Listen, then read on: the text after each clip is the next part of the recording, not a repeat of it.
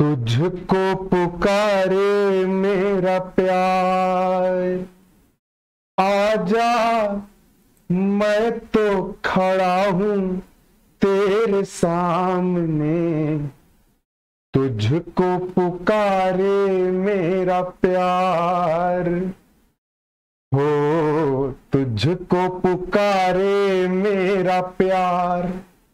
तो देखो मेरे प्यारे प्यारे बच्चों, आप सभी बच्चों का प्यार मुझे पुकारता है, इसीलिए यहां पर मैं आ जाता हूं आप सभी बच्चों के लिए वीडियो बनाने के लिए। तो आप सारे के सारे बच्चे कक्षा 10वीं क्लास, कक्षा 10वीं आप लोग पास कर चुके हो। क्लास 10th क्लास आप लोग पास कर चुके हो, ठीक है। अब क्लास 10th पास करने के बाद जो कोई भी बच्चा आर्ट्स, ARTS आर्ट्स लेने का फैसला कर चुके हैं, आर्ट्स लेने का फैसला कर चुके हैं, है ना। आर्ट्स कला, आर्ट्स को हिंदी में हम कला संकाय कहते हैं, कला संकाय या इसको हम आर्ट्स भी कहते हैं, अगर आपने आर्ट्स लेने का डिसाइड कर लिया है कि हमको 11th क्लास से आर्ट्स लेकर के पढ़ाई करना है, तो आज के इस वीडियो में यहाँ पर ये बात करने वाले हैं कि आर्ट्स वालों के लिए आगे लाइफ में क्या क्या फायदे होने वाले हैं, क्या क्या बेनिफिट्स होने वाले हैं, और आप लोग के लिए आगे क्या क्या करियर की अपॉर्चुनिटीज आप लोग के लिए सामने आने वाली है। यहाँ पर हम इस चीज की यहाँ पर हम बात करने वाले हैं, ठीक है। तो देखिए सबसे पहले अगर हम बात करते आर्ट्स की, अगर हम यहाँ पर बात करते आर्ट्स सब्जेक्ट की, तो आर्ट्स में बच्चों देखो सबसे पहले आपको यहाँ पर पढ़ना पड़ता है भूगोल। आपको भूगोल पढ़ना पड़ेगा। भूगोल का मतलब था पूरी पृथ्वी के बारे में पढ़ना पड़ेगा। पृथ्वी कैसी है, सूर्य क्या है, चंद्रमा क्या है, कहां पर कहीं पर हवा चल रही है तो क्यों चल रही है, मानसून क्या होता है, पवन क्या होता है, पृथ्वी की कौन कौन सी परतें होती है, खनिज क्या होती है, सारी चीज आपको पढ़ना पड़ेगा भूगोल में। फिर 12th क्लास में आप मानव भूगोल पढ़ोगे, कहां पर आदिवासी, कहां पर गोरे लोग रह रहे हैं तो गोरे क्यों है, अफ्रीका में काले लोग रहते तो वो काले क्यों है। भूगोल के बाद दूसरा आपको पढ़ना पड़ेगा अर्थशास्त्र। ये मेरा फेवरेट सब्जेक्ट है, अर्थशास्त्र। अर्थशास्त्र का मतलब होता है, अर्थ का मतलब होता है धन, धन का शास्त्र, कि किसी देश में पैसा आ रहा है तो कहां से आ रहा है, किसी चीज में उत्पादन होकर बिक रहा है तो देश की अर्थव्यवस्था कैसे चल रही है, देश में पैसा कहां से बन रहा है, महंगाई क्यों बढ़ रही है, सस्ताई क्यों हो रही है, पेट्रोल महंगा क्यों हो रहा है, डीजल महंगा क्यों हो रहा है, देश चल कैसे रहा है, अमेरिका का डॉलर महंगा क्यों है, रुपया का वैल्यू कम क्यों है, ये सारी चीज आपको अर्थशास्त्र में पढ़ना पड़ता है। तो हम तीसरी यहां पर बात करते तो इतिहास। या तो आप इतिहास चूज करोगे, या फिर जैसे मैथ्स, या आप मैथ्स ले सकते हो, बायो ले सकते हो, उसी प्रकार आप इतिहास ले सकते हो, फिर आप यहाँ पर राजनीति ले सकते हो। तो इतिहास भी बहुत अच्छा विषय होता है, इसमें हम इतिहास के बारे में जानते हैं कि इतिहास क्या है क्या नहीं है। और जो बच्चे लोग राजनीति लेना चाहते हैं तो राजनीति भी एक नंबर सब्जेक्ट है। पूरी राजनीति, देश कैसे आजाद हुआ, इंदिरा गांधी ने क्या काम करी, नरेंद्र मोदी ने क्या काम करा, इसके बाद पूरी पॉलिटिक्स, पूरी राजनीति आपको इसमें पढ़ना पड़ता है। उसका अगला सब्जेक्ट होता है आपका यहाँ पर संस्कृत। ये भी आपको नॉर्मल होता है, संस्कृत ले सकते हो आप यहाँ पर, या फिर अंग्रेजी, ये आप यहाँ पर अंग्रेजी ले सकते हो। अपने एमपी में 2 सब्जेक्ट भयंकर चलते हैं। और लास्ट होता है आपका जो अनिवार्य होता है वो होता है आपका हिंदी विषय, वो आप यहाँ पर हिंदी लेकर के आप यहाँ पर पढ़ते हो। देखो बच्चों, आर्ट्स लेने के आप कौन कौन से बेनिफिट होते हैं, पहली बात सुनो। आर्ट्स वाला बच्चा जो बच्चा आर्ट्स लेके पढ़ रहा है वो बच्चा इंजीनियर और डॉक्टर। आर्ट्स वाला बच्चा इंजीनियर और डॉक्टर बस नहीं बन सकता, बाकी इनको छोड़ करके वो हर फील्ड में जा सकता है। सिर्फ आप इंजीनियर के लिए आप BE नहीं कर सकते हो, और आप डॉक्टर के लिए MBBS डॉक्टर वाला कोर्स नहीं कर सकते हो, बाकी उसको छोड़ के आप हर फील्ड में जा सकते हो, ठीक है। आर्ट्स लेने के बेनिफिट क्या क्या होते हैं पहले समझो। देखो सबसे बड़ा बेनिफिट, जो भारत देश की सबसे कठिन परीक्षा मानी जाती है, जिसे हम कहते हैं कलेक्टर बनने की परीक्षा, या फिर IAS इंडियन एडमिनिस्ट्रेशन सर्विस, या IPS, एक जिले में सिर्फ एक ही IPS होता है, SP बोलते हैं उसको, सबसे बड़ा है ना SP IPS Indian police service, सबसे बड़ी जॉब होती है। इसके लिए आपको UPSC एग्जाम क्वालिफाई करना पड़ता है, UPSC का आपको एग्जाम क्वालिफाई करना पड़ता है। तो इस कलेक्टर बनने के लिए, तहसीलदार बनने के लिए, नायब तहसीलदार बनने के लिए, सिविल सर्विस में जाने के लिए, UPSC एग्जाम निकालने के लिए, IAS बनने के लिए आपको 11th और ट्वेल्थ क्लास की आपको एनसीईआरटी की बुक पढ़ना पड़ता है। कौन सी बुक पढ़ना पड़ता है आपको, मैं बताना चाहता हूं, एनसीईआरटी। एनसीईआरटी की जो बुक्स होती है 11 12 की, वो आपको पढ़ना पड़ता है। अगर आप 11th और 12th में आर्ट्स लेते हो और ईमानदारी से आप पूरी पूरी किताब पढ़ते हो, सिर्फ ऐसा नहीं कि पेपर टाइम में 20 क्वेश्चन उठाए और याद कर लिए, तो ऐसे में फिर आपको कोई बेनिफिट नहीं रहेगा, आप पास नहीं हो पाओगे। लेकिन आपको जो किताब मिलती है भूगोल, अर्थशास्त्र, इतिहास की, जैसे आप कहानी पढ़ते हो उसी प्रकार आप पूरी पूरी किताब समझते हो, पढ़ते हो, आप पूरा भूगोल की पूरी बुक पढ़ते हो, पूरा समझते हो कि चंद्रमा कहां से आया, पृथ्वी कहां से आई, आप पूरा अर्थशास्त्र पढ़ते हो कि पैसे कैसे बनता है, कोई चीज महंगी क्यों होती है, सस्ती क्यों होती है, मांग क्या होता है, पूर्ति क्या होती है, मांग का नियम क्या होता है, किसी चीज की मांग बढ़ जाती है तो उसके रेट कम होते हैं, बढ़ते हैं। आप पूरी पूरी अर्थशास्त्र की अगर आप पूरी किताब पढ़ रहे हो, आप पूरी राजनीति की किताब पढ़ रहे हो, आप पूरी इतिहास की बुक पढ़ रहे हो, आप ईमानदारी से, क्योंकि एमपी बोर्ड जो है मध्य प्रदेश बोर्ड, उसमें भी एनसीईआरटी की बुक चल रही है, ठीक है।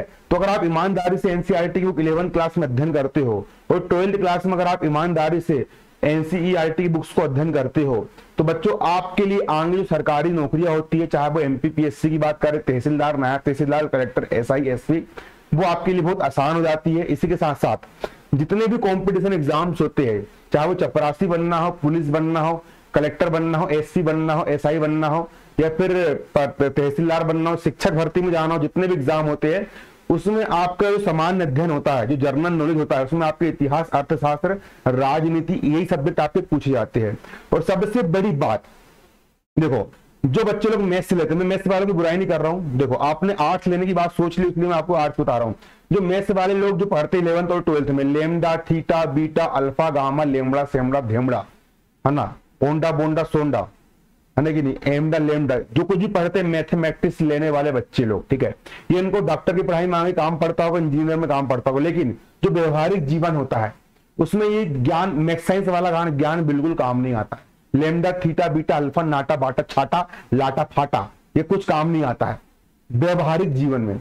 लेकिन आप जो आर्ट्स वाले बच्चे लोग जो राजनीति पढ़ोगे, इसमें आप संविधान पढ़ोगे, तो आपको काम आएगा। किसी पुलिस वाले ने आपकी गाड़ी रोक लिया तो आपको धारा याद रहेगी कि सारा आपने गलत कर रहे हो, आपको पूरे नियम, मौलिक अधिकार, आपको पूरा संविधान के बारे में पता रहेगा कि किस धारा में कौन सी सजा दी जाती है।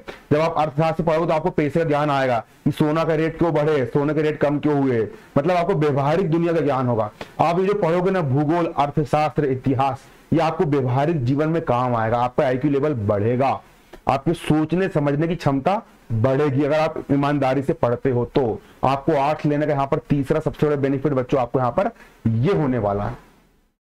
समझ रहे हो? हाँ समझ रहे हो, मतलब पूरा ये जीवन में काम आने वाली चीज है। जैसे कि मैंने 11th और 12th क्लास में मेरा मैथमेटिक्स सब्जेक्ट था, और मैं रियलिटी बता रहा हूँ, अवकलन, समाकलन, ये मुझे जिंदगी में कहीं काम नहीं आया। लेकिन जो मैंने जब मैंने यूपीएससी तैयारी करना शुरू किया, फिर जब मैंने 6वीं 7वीं 8वीं 9वीं 10वीं 11वीं 12वीं जब मैंने एनसीईआरटी बुक पढ़ा, तो मेरा आईक्यू लेवल बढ़ा, दुनियादारी का ज्ञान, पॉलिटिक्स का ज्ञान आएगा आपके अंदर, राजनीति का ज्ञान आएगा। कल को आप चुनाव लड़के आप नेता बन सकते हो, क्योंकि आप तैयारी कर रहे हो उस चीज की। लेकिन आपको समझ के पढ़ना पड़ेगा। और अगर आप दिखावा के लिए आप आर्ट्स ले रहे हो और कुछ किताब कुछ नहीं पढ़ रहे हो, प्रश्न में उठाए पेपर के समय और पेपर में लिख के आ गए, तो फिर आपका नॉलेज उतना नहीं बढ़ पाएगा। हाँ, ये ज्ञान उसी बंदे को काम आएगा जो बंदा मतलब कि सही तरीके से, मतलब दिमाग लगा करके, जो बंदे ईमानदारी से पढ़ेगा, उस बंदे को सब चीज काम आना है, भूगोल, अर्थशास्त्र ना। तो आपको दूसरा बेनिफिट यहाँ पर ये मिल जाता है, ठीक है। तीसरा, अगर हम अपने बेनिफिट की हम यहाँ पर बात करें, तो आपके अगर आप ईमानदारी से पढ़ते हो 11th 12th में आर्ट्स की किताबें को, तो आपकी जितनी भी सरकारी नौकरी होती, पटवारी की बात करें या फिर हम एसआई की बात करें, उसकी आपकी समझ लीजिए 80% तैयारी इजी हो जाना है। कारण क्या है? क्योंकि जो जितनी भी कॉम्पिटिशन एग्जाम की जब हम तैयारी करते हैं, तो उसमें जो सामान्य ज्ञान होता है वो इन्हीं किताबों से बन करके आता है, एनसीईआरटी की बुक से। और जब सरकारी नौकरी की तैयारी जब कोई मैथ साइंस वाला बंदा करेगा, तो उसको भी ये किताब पढ़ना पड़ेगा। लेकिन अधिकतर ये देखा जाता है कि मैथ साइंस वाले बंदे लोग ज्यादा कलेक्टर बनते। कारण क्या है? क्योंकि वो ईमानदारी से पढ़ना सीख जाते हैं। और आर्ट्स वाले बच्चे लोग, आप ईमानदारी से अगर 11th में आर्ट्स लेते हो और आप पूरा ईमानदारी से पढ़ते हो, तो आपको बहुत बेनिफिट है। पूरी पूरी किताब पढ़िए, पूरी पूरी किताब को समझिए, किताब कहना क्या चाह रही है, किताब का अर्थ क्या निकल रहा है, किताब क्या चीज हमको बताना चाह रही है, उस चीज को आप समझिए। जब आप उस चीज को समझोगे, जब आप उस चीज का बारीकी से अध्ययन करोगे, तो फिर आपको बहुत बेनिफिट मिलना बच्चों, बहुत बेनिफिट मिलना, इतना बेनिफिट मिलना कि मैं आपको बता नहीं सकता। लेकिन उसके लिए शर्त यहाँ पर आपकी भाई है कि आपको ईमानदार होना पड़ेगा। तो सही तरीके से आपको अध्ययन करके आपको पढ़ना पड़ेगा, तो ये आपको बेनिफिट मिलेगा आर्ट्स लेने का। अगली चीज, अगली यहां पर हम बात करते हैं। तो देखो, अगर आप आर्ट्स लेते हो तो बच्चों 12th क्लास के आप देखो, अगर कोई बंदा अगर मैथ से लेके पढ़ता है, मैं आपको बहुत अच्छी बताने वाला हूं, कहां जा रहे हैं।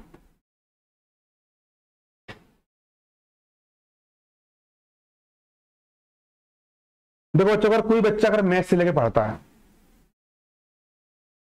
मैथमेटिक्स या बायो लेके पढ़ता है, तो उसको 4 कोचिंग ज्वाइन करना पड़ता है। 4 कोचिंग, 3 से 4, 3 घंटे या 4 घंटे की उसको रोज कोचिंग करना ही पड़ेगा, और खूब मेहनत करना पड़ेगा, उसको खूब पढ़ना पड़ता है। कम से कम दिन में 10 घंटे, 5 घंटे, 6 घंटे उसको पढ़ना पड़ेगा। और इतना सारा पढ़ने के बाद बहुत मुश्किल से 90% या 85% 12th क्लास में ये बच्चे लोग स्कोर कर पाते हैं।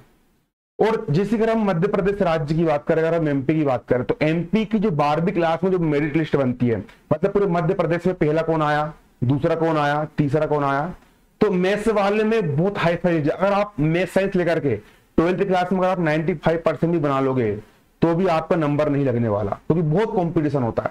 अगर आप 99% बनाओ, 99 बनाओगे 100 में से, तब कहीं जाकर के आपको मध्य प्रदेश की मेरिट लिस्ट में आपका नाम आएगा और आप एमपी टॉपर बनोगे, पूरे मध्य प्रदेश राज्य के आप टॉपर बनोगे। लेकिन बच्चों भाई, अगर हम बात करें आर्ट्स क्लास के बच्चों की, तो अगर आर्ट्स में अगर आपने मान चलो 91% ही बना लिया, 92 बना लिया, 93 बना लिया, तो आप आराम से आपका मेरिट लिस्ट में नाम आ जाएगा। क्योंकि आर्ट्स में ज्यादा, क्योंकि आर्ट्स में क्या होता है बच्चों की उतनी हाई फाई इसकी लिस्ट नहीं जाती, कंपटीशन बहुत कम है आर्ट्स में, ठीक है। जैसे कि हमारे उमरेठ में एक बंदे ने 92 बनाया था और उसका मध्य प्रदेश में 4था स्थान लग गया था, और एक लड़की ने उसका 94% बनाई थी और उसका पूरे मध्य प्रदेश में पहला स्थान लगा था, फर्स्ट नंबर उसका यहाँ पर लगा था आर्ट्स लेने के बाद। लेकिन उस समय किताबें दूसरी थी, अब एनसीईआरटी किताब है। इस बार वैसे रिजल्ट बैठ गया है आर्ट्स का। उसका कारण क्या है? उसका कारण ये है कि 11वीं क्लास में बच्चों ने ढंग से पढ़ाई नहीं की है, ठीक है। लेकिन आर्ट्स में आपको 12th क्लास में टॉप करने की आपकी संभावना बहुत ज्यादा बढ़ जाती है। इसके बाद हम बात करें तो बच्चों, आप लोग टीचर, अगर आप लोग टीचर बनना चाहते हो, अगर आप टीचर तो मैथ्स वाला बन जाता है, लेकिन आप आर्ट्स बन के आप टीचर बन सकते हो, आप टीचर की फील्ड में जा सकते हो, आप लोग पीएचडी कर सकते हो। अगर आप संस्कृत, आप टीचर आप बन सकते हो, सरकारी नौकरी में बहुत आपको स्कोप मिल सकता है। इसके साथ साथ आर्ट्स लेने के बहुत सारे बेनिफिट है, आप लोगों तो आपको समझ में अपने आप आ जाएगा। और बच्चों, आप लोग को मैं ये बताना चाह रहा हूं सबसे बड़ी बात, कि अब से आप लोगों की आर्ट्स की क्लासेस चालू होने वाली है।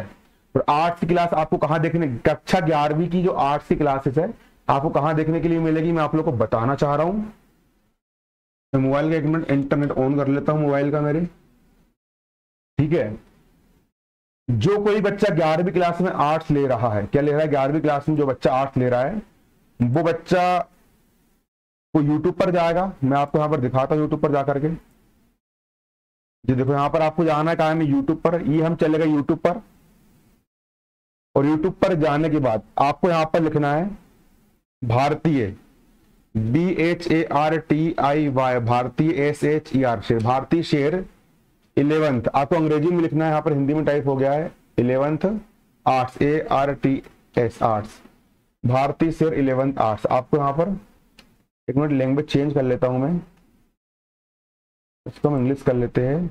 BHARTIY, भारतीय SHER, शेर 11th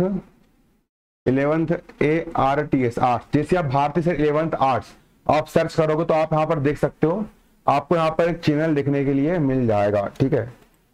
भारतीय शेर 12th and 11th arts MP board, ठीक है। इसमें 5000 सब्सक्राइबर है, तो आप इस चैनल को ज्वाइन कर लीजिए। इस पर कल से बिल्कुल लाइव क्लास, कल परसों मैं लाइव क्लास चालू कर दूंगा। शुरुआत से पढ़ेंगे आर्ट्स, हम पूरी किताब पढ़ेंगे, पूरा आपको समझाऊंगा बारीकी से मैं। हम जैसे इस चैनल पर क्लिक करते हैं आप देख सकते हो, मैंने इसके पहले भी यहाँ पर बहुत सारे वीडियो डाल चुका हूँ पढ़ाने वाले। ये देखिए आप लोग 12वीं की भी डल, 11वीं क्लास की राजनीति, 11वीं क्लास की भी डले है, 11वीं क्लास की इंग्लिश डली है, 11वीं क्लास के इंपॉर्टेंट क्वेश्चन यहाँ पर डले हैं, अर्थशास्त्र के डले हैं। 11वीं क्लास देखो बेरोजगारी क्या है, निर्धनता उन्मूलन कार्यक्रम क्या है, जो मैंने पढ़ाया था कोचिंग में, तो पूरा यहाँ पर लेक्चर, किताब के लेक्चर भी यहाँ पर डले हुए, जो मैंने पढ़ाया था, जो मैंने समझाया था, पूरी किताब आप देख सकते हो, इतने वीडियो यहाँ पर डले हुए हैं, ठीक है। तो आपका 11th आर्ट्स का आपका चैनल है, इस पर 11th क्लास का मैं पढ़ाऊंगा, इसमें 11th आर्ट्स भी पढ़ाऊंगा और 12th आर्ट्स भी पढ़ाऊंगा। 12th आर्ट्स का अलग चैनल है या नहीं है, देख सकते हो आप लोग यहाँ पर। 12th आर्ट्स का अलग चैनल नहीं है, ठीक है, ये आपका यहाँ पर ये होगा, ठीक है, ये हो गया आपका 11th आर्ट्स का चैनल, ठीक है। और आपके जो बच्चे साइंस ले रहे हैं तो उसके लिए, उनके लिए भी अलग चैनल है, भारती सर 11th साइंस और 12th साइंस, ठीक है। तो इस पर मैं आप लोग की डेली लाइव क्लास अब मैं लूंगा, रोज आप लोग को लाइव आकर के मैं इसमें पढ़ाऊंगा, 11वीं क्लास एमपी बोर्ड का आर्ट्स, ठीक है, आप यहाँ पर देख सकते हो। तो ठीक है बच्चों, वीडियो आप लोगों को कैसा लगा और आपको किस टॉपिक पर वीडियो चाहिए आप लोग कमेंट करके बताइए, आपको उस टॉपिक पर भी यहाँ पर हम वीडियो प्रोवाइड करेंगे। धन्यवाद, जय हिंद, जय भारत।